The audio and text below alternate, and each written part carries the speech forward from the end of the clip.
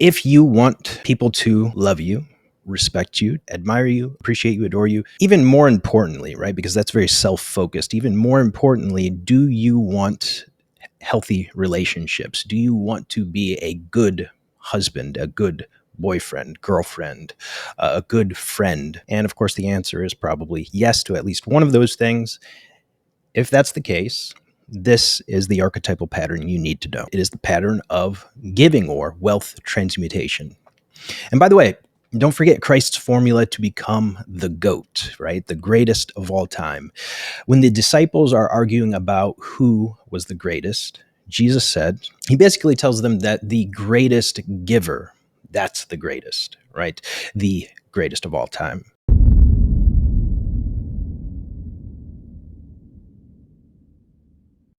I think if we start with the most tangible item and scale our way up, might be helpful. Let's start with geese. Every winter, bar none, the geese will fly south. It's an easy pattern to recognize. Every spring, without fail, the fish spawn. Bass will move into pre-spawn early in the season, early in spring, and then into the spawning phase later in the spring. And then post-spawn, usually late spring, early summer, something like that. And their behavior is unique to the phase that they're in, right? They're super aggressive and opportunistic, very ravenous is a good word for it in pre-spawn when they're trying to fatten up and gain the strength and energy they need for the spawning season. And they're very aggressive during the spawn as they guard their nests. These patterns are a little bit more difficult to discern because they're beneath the surface of the water. They belong to an invisible realm to the naked eye. But if you know your seasons, if you know the signs, if you know your temperatures and weather, etc., you'll know precisely what the fish are doing and where they are beneath the surface and what they're eating and what their behavior is. You'll know what they're doing. And you can apply the same idea to the metaphysical world around us. We're all swimming in this ocean of archetypal patterns and metaphysical symbols. And sometimes they're difficult to perceive. But if you know what to look for, you can detect them and predict them and even use them in your favor as consistently as any other pattern in reality. This is the archetypal pattern of wealth transmutation. The pattern is simple, and it comes from, interestingly enough, the Loki of the Old Testament. It comes from the Proverbs, and it comes from Christ himself. And the best way to put it starts with, okay, relationships are transactional in nature. That's one layer of the reality of relationships. And it's a foundational layer. But that's not this pattern. The pattern is you can transmute the archetype of wealth, money, every form of wealth, right? Which starts with psychic energy into friendships, political alliances, relationships of any form, strengthened relationships, essentially, in general. How? By giving, which starts again with libido, psychic energy. If you want people to love you, respect you, even more importantly, right? Because that's very self-focused. Even more importantly, do you want healthy relationships? Do you want to be a good husband, a good boyfriend, girlfriend, a good friend? If the answer is yes, again, this is the pattern. It is the pattern of giving or wealth transmutation. And by the way, don't forget Christ's formula to become the GOAT, right? The greatest of all time. When the disciples are arguing about who was the greatest, Jesus said, he basically tells them that the greatest giver, that's the greatest, right? The greatest of all time. According to Christ in Mark, he says what? If anyone would be first, he must be last of all and servant of all. And what is it to be a servant? To be a giver, right? To be a giver of your time, your energy, your wealth, essentially, right? Your libido, your psychic energy.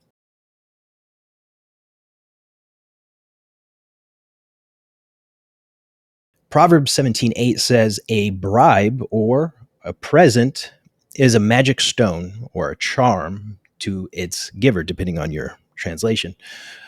Wherever he turns, he succeeds, right? So a present, I think, is the more appropriate translation in this case. A present, a gift, is like a charm to its giver.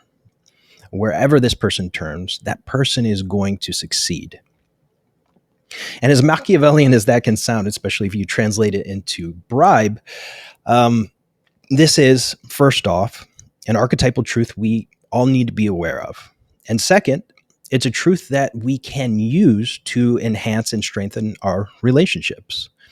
And what's more important than our relationships, right? From the bottom all the way up to the top. And it doesn't have to carry, again, the baggage of that word that it's sometimes translated into bribe. That word, again, means present as well. This is giving that we're speaking of. The key thing here is that while a gift can be used as a bribe, generally the healthiest form of a gift is one either given to mutually benefit both parties, or one given without an expectation of anything in return. Here's an example. If you buy flowers for your partner, your girlfriend, your wife, or your boyfriend, let's say a gift that he would appreciate, spontaneously for no reason except that you love them and you want to strengthen the relationship, you're riding the wave of this pattern of wealth transmutation, right? You're transmuting the wealth of your psychic energy, your libido, and or the wealth that you've generated using that libido into relational prosperity. So another example would be if my wife is mad at me for some reason, and I do the same sort of thing. I buy her flowers to do penance, so to speak, to win her back in a sense. Same thing. I'm using that archetypal pattern to my advantage, to our advantage. I think that's key. It's mutually beneficial. And link that to Jacob's bribe, or his gift, quote unquote, to Esau of a bowl of stew in exchange for his birthright, right? That right to be recognized as the firstborn. Esau agreed to that, and the rest is history. Jacob, of course, is this almost Loki-like character in the Old Testament. He is a trickster, without a doubt. Very clever, very shrewd. He's legendary for his craftiness, as a matter of fact, and he uses his gifts to gain favor or some kind of edge or advantage many times in his story. He even promises to gift God with his loyalty, essentially, and a future tenth of whatever he gets in exchange for God's provision and protection. He understood this pattern, and he surfed the wave of this archetypal energy repeatedly throughout his life, and was wealthy and respected because of it, at least in part. So again, if you want people to like you more, to respect you more, to admire you, and you want to have a mutually beneficial relationship in that way, let's say, you definitely need to understand this pattern of giving, right? There's no way around this. Giving, in this case, of wealth is incredibly important. But also keep in mind, wealth means all forms of wealth, right? And sometimes it's very specifically talking about wealth as in money. Jesus, the way he uses it later, he uses mammon specifically, which can mean multiple forms of wealth, but it's often translated to some form of money or financial wealth or things. But wealth can mean money, and it can mean peace. It can mean joy. It can mean physical health, right? Emotional health. That is truly wealth.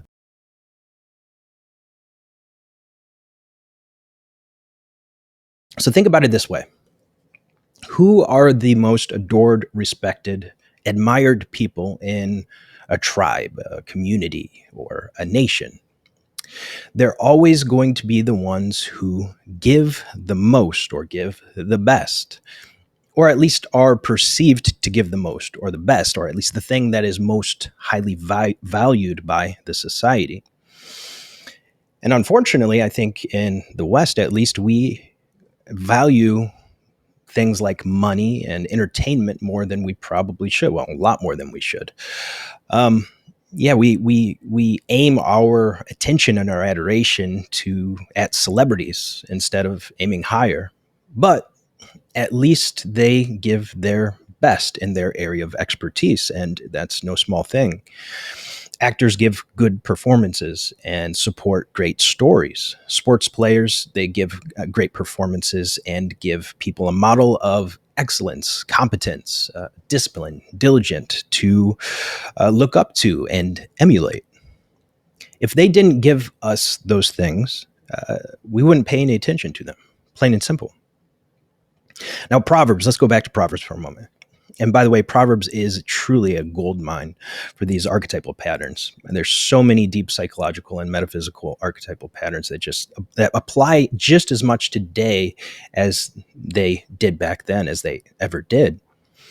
Here's another mention of the pattern of wealth transmutation. A gift in secret soothes anger, and a covert bribe pacifies great wrath. That's Proverbs 21:14. Now link this to Genesis 33, where Jacob sees his brother Esau coming with basically a small army. I think it was like 400 men or something. And he gives him a gift to secure his friendship, right? He's thinking he's coming for revenge. In Luke 16, and this one's really crazy. This one is fascinating. It's very controversial. Jesus says, use worldly wealth. The word translated into wealth there is mammon, to gain friends for yourselves, so that when it is gone, you will be welcomed into eternal dwellings.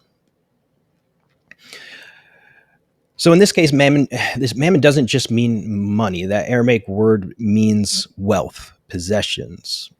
And let's put it this way. You have many different gifts to choose from, right? You can gift someone with your attention. You can give someone your respect, your compliments, your advice, your wisdom, your knowledge, your understanding, so on and so forth. And there are many forms of wealth.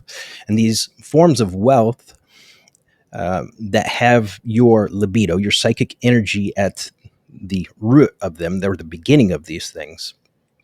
These things can be used to benefit your relationships, to strengthen them. A shrewd man once told me, the way to persuade people, to win them over, and to get what you want out of them in a mutually beneficial way, ideally, is to find out what they want, find out what motivates them, figure out what they want, and figure out a way to give it to them. And that's what this pattern reveals. It is an archetypal truth, an archetypal pattern that works. And it's a dangerous one, right? Because bribery, the way we use that word today, bribery is pretty much always a bad thing. Let's put it that way. And like, if you believe in karma, if you believe in reaping what you sow, if you're sowing seeds of bribery, it's not going to end well for you. And remember, there are powerful archetypes behind this, right? This is why this works. Behind the scenes is something like, you could say, the Syriac god of riches, right? Mammon, if that's very debatable whether or not that mammon does refer to the Syriac god of wealth. And that's on the nefarious side of things. And then on the other side, you have something like the angel or principality of wealth. Archetypally speaking, maybe you would say Saint Matthew, right? The patron saint of finances, or some other archetypal reality. But anyways, I just wanted to share that pattern. I think that it can be incredibly helpful. But let's get to the rest of this.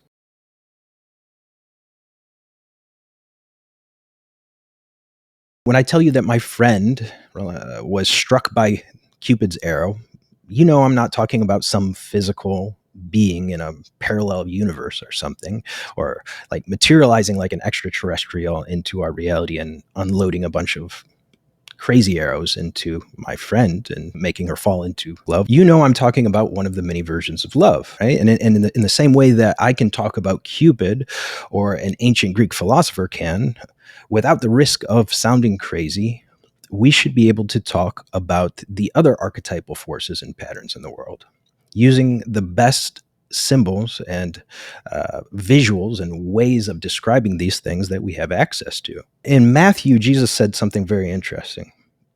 He said, "When evening comes, you say, the weather will be fair, for the sky is red. And in the morning, today it will be stormy, for the sky is red and overcast. You know how to interpret the appearance of the sky, but not the signs of the times." Right. And so what he's getting ticked off about here is the fact that they had the ability to look at the weather and look at the phase of the moon and all of this stuff. They could see the patterns in nature and even predict the future using that information.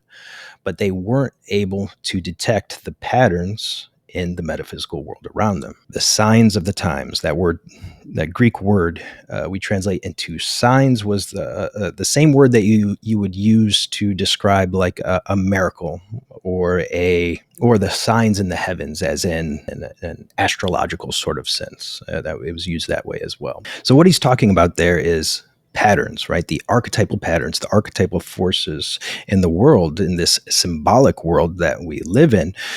He's saying this is important. You need to be able to understand these things, to detect these things, to discern these things, right? And I want to kind of get into why it's so important. And I have a couple of examples.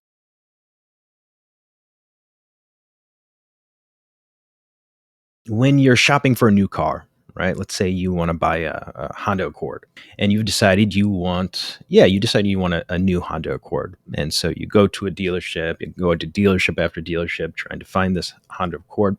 What's inevitably going to happen is, and you've probably had this happen to you, you're going to start seeing a lot more Honda Accords on the road, right? It's inevitable. And the reason for that is because you've devoted your attention to the Accord, right? And that unlocks the Accord in your mind. I don't know how else to put it. Like it literally lifts the veil off of all of these thousands of Honda Accords that you were seeing before, but you weren't seeing them, right? Because the mind can only handle so much information, of course. Right now, there's way too much information for me to focus on in this room. I'm only going to see the parts that my mind determines as important. And that's precisely what happens with this Honda Accord story. And this happens with all sorts of things. And it happens the most with the things that you devote the most attention to, especially the things that you devote the most attention to early in the morning, as soon as you get up, and right before you go to sleep, by the way. That's when your unconscious mind is the most impressionable. But of course, quantity is a huge part of it, right? The more you focus on something, right, whether that, let's just say it's a particular archetype. So the more you focus on a particular archetypal spirit, let's call it the warrior, let's say the warrior. You want to be a great warrior, right? You're in the military, you're a soldier or a Marine or whatever. You want to become a great warrior. And so you're focusing on that archetype. You're going to start seeing that pattern everywhere in your life, right? And the everything that naturally flows from that particular archetype is going to start flowing into your life, right? Because you are focusing on it so heavily, you're obsessing over it. And this is why it's so incredibly important to focus on the highest thing that you can conceptualize, which is the logos, the most important pattern. It's basically the symbolism of the archetypal spirit called the pneuma in the scriptures. Or it's also called the Geist. It's called the spirit in English, of course, right? Which always follows the logos. And the pattern is something like this. You're in the wilderness. You're in the desert. You may be in the darkest of nights. But if you're aiming at the highest, if you're aiming at the logos, inevitably, the logos is going to start popping up all over the place as the eyes of your heart are opened. And what always follows is the spirit, the life-giving, nourishing spirit.